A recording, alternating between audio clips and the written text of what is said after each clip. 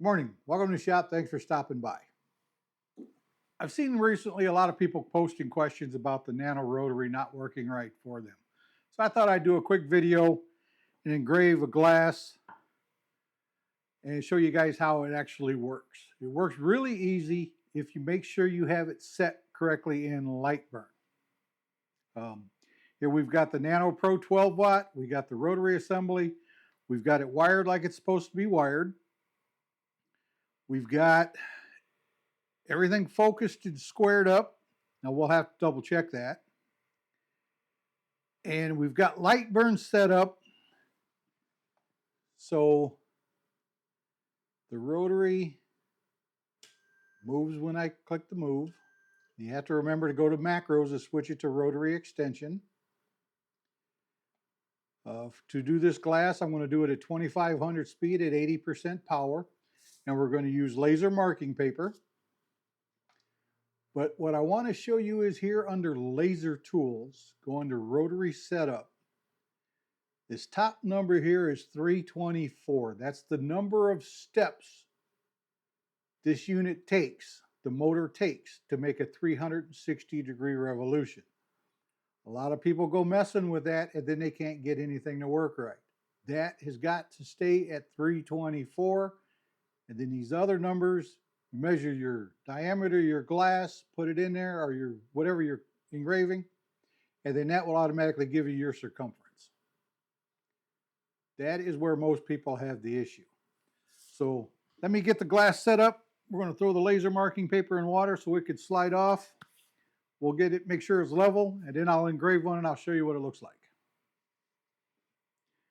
Okay, so we've got the laser marking paper on. I've squeegeed out, it's like 99% of the air bubbles. You want to get as much of the air out from underneath it as possible because it won't engrave properly if it's got an air pocket underneath it.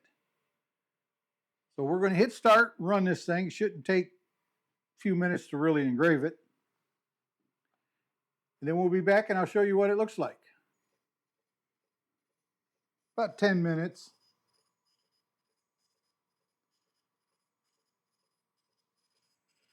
From what I can see, it looks very well done. Should be a nice dark engraving. Now you'll have to play with your power. And I always buy a couple of extra set of pieces. You see I engraved this one a bunch of times till I got it the way I wanted it. That way when I go into production, I've got them just how I like it to look. And there we are done. Again, here in light burn, you can see 2500 speed, 80% power. There is our logo we were engraving. Let me get this thing off of here. Turn this mess off.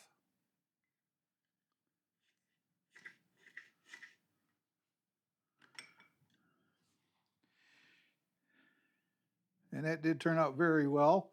We're going to soak this for a few minutes so I can peel the paper off of it or scrape it off, because once it's on there, it stays there. So I'll be back when I get it clean. Okay, so got it engraved in there. It looks really nice. Two little spots, three little spots where it's a little light on the engraving. Probably there was a slight wrinkle in the paper. Just ever so slightly crooked.